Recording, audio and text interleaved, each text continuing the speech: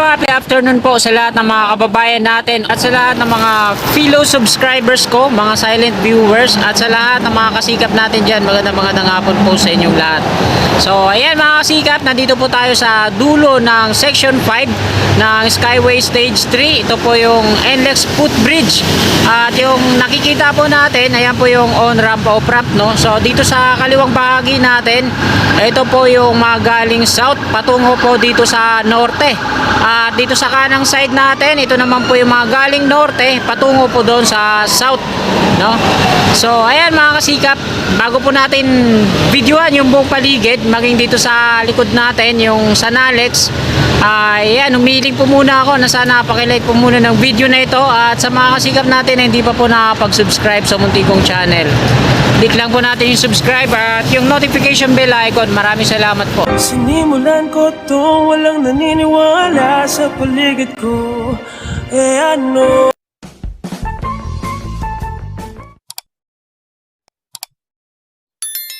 So yun mga kasigap, kagaya nga po ng sinabi ko kanina, nandito po tayo sa dulo ng Section 5 dito sa NLEX Footbridge, yung kinalalagyan ko po ngayon. So yung nakikita po natin dito mga kasikap, ito po yung on-ramp tsaka off-ramp dito sa Balintawak area. So nandito lang po sa likuran natin yung NLEX toll gate mga kasikap, at dyan po sa baba ayan naman po yung expressway na mga galing Balintawak patungo po dito sa Bulacan, at yung mga galing Bulacan palabas po ng Balintawak dun sa EDSA. So ayan mga kasikap, ang i-update po natin today ay about po sa Sanalex. Ito po yung kukonekta patungo dun sa Bulacan Airport o tinatawag na Northern Access Link, no? So ito po yun, yung mga column na nandito sa gitna mga kasikap. Konektado po yan dito sa likuran natin, at ayan po yung kukunan natin ng update. So ito po yung on-ramp off-ramp mga kasikap sa kaliwang side natin. Ito po yung mga galing south na patungo dito sa north, at yung mga galing north naman patungo ng south. Ito naman sa kanan yung on-ramp. So una na po natin ang video dito sa likod na bahagi natin mga kasikap. So ayun mga kasikap, nandito na nga po tayo sa likurang bahagi ko, at ayun po sa dulo mula dito sa kinalalagyan ko, ayan po yung NLEX toll gate mga kasikap. At ito po yung expressway dito sa baba. Ito po yung mga patungong Bulacan. Ito naman po yung mga galing Bulacan palabas po ng EDSA. So ito mga kasikap, nandito sa may center island, ito po yung mga pier columns na meron ng mga coping beam.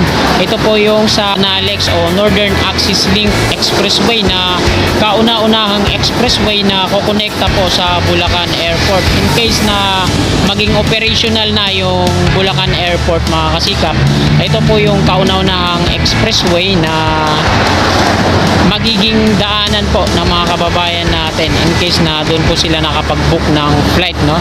Mabilis po silang makakarating doon gamit ang expressway na to. Konektado po ito mga kasikap dito sa likod natin, no? Ito yung Skyway Stage 3. So nakunan nga po natin kanina bago tayo mag-umpisa ng ating video. So sa ngayon mga kasikap, wala pa po tayong balita, no, kung kailan po ito lalatagan ng mga Unibridge girder. Ito po yung mga girders na ginagamit po dito, no, yung gawa sa bakal. So sa ngayon wala pang senyales mga kasikap o mga heavy equipment na nandito ngayon na gagamitin nila.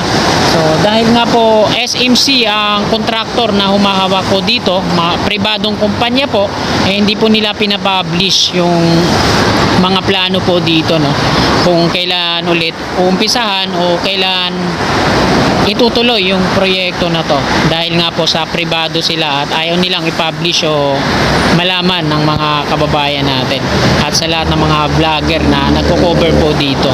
So dahil ito mga kasikap, araw po ng linggo, no, at muli lang po natin binisita at in-update para makita po ulit ng ating mga viewers at lahat ng ating mga kababayan na nagsusubaybay po dito sa infra na to, no. Ito po yung Sanalex, no, at patungo po doon sa Bulacan Airport. So ayan mga kasikap, meron pa tayong time at pupuntahan po natin yan dun sa may dulo, sa may kinakaliwaan ng mga column na to. Check natin dun sa may bakanteng lote kung meron heavy equipment kagaya ng mga piling machine na ginagamit para mag-drill ng mga pagtitirikan ng mga rebar at pagtatayuan ng mga ganitong column. So check natin dun mga kasikap. Tara, let's go!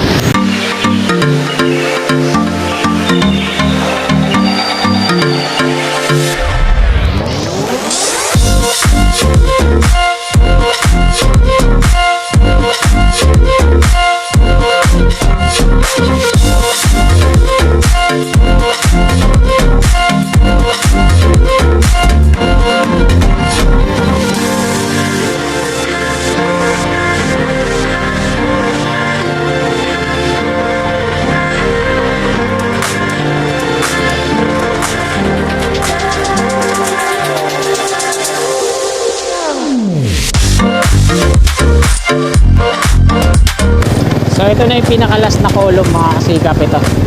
Bali ito yung bakanteng lote at dyan po papasok yung mga column na yan.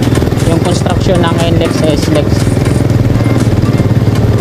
So ayan, makikita natin dito mga kasikap na mayroong mga buwardya na nandito ngayon. At yan tayo magtatanong sa bakanteng lote na yan.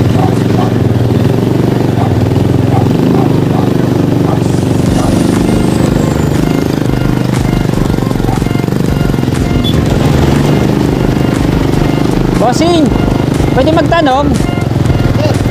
Tatanong ko lang sir kung mayroon ng mga heavy equipment na nagdi-drill dyan para sa karugtong na itong column na to. Di ba pa?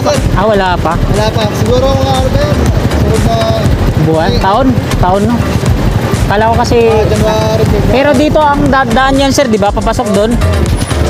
Kala ko may mga heavy equipment na dyan ano. So sa next year pa pala umpisa niyan sir no? Ang sipag na nga niya na sir, abu. Tulungan dito.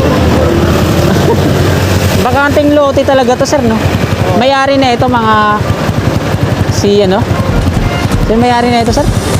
Sa San Miguel na yan. San Miguel Corporation. Sila din kasi yung gumagawa na ito eh. Yung mga expressway. Ito yung konektado kasi sa ano, Bulacan Airport. Dito yan dadaan. So ayan yung sinusubaybayan namin kung mayroon ng mga ano. So paano sir? Maraming salamat po. Shoutout po sa inyo. Sir Rodriguez. Oh. Thank you sir. God bless. So ayan mga kasikap no. Wala pa daw. Baka next year pa daw. Sabi ni Sir Rodriguez. Shoutout po sa iyo sir. Mabuhay po kayo. At yung bakanteng lote mga kasikap ay pag-aari din pala ng San Miguel Corporation. Sabi niya. So paano mga kasikap? Dito na po nagtatapos ang aking update today, no? Araw po ng Linggo, December 4, 2022. At ayan mga kasikap, mag-alas 2 na ng hapon. So maraming salamat po sa patuloy niyong suporta sa Motivo Channel. Sana huwag niyo pong kalimutan mag-like. Sa mga kasikap natin na hindi pa po nakakapag-subscribe, mag-subscribe na po kayo mga kasikap. At maraming pong salamat sa inyong lahat. God bless!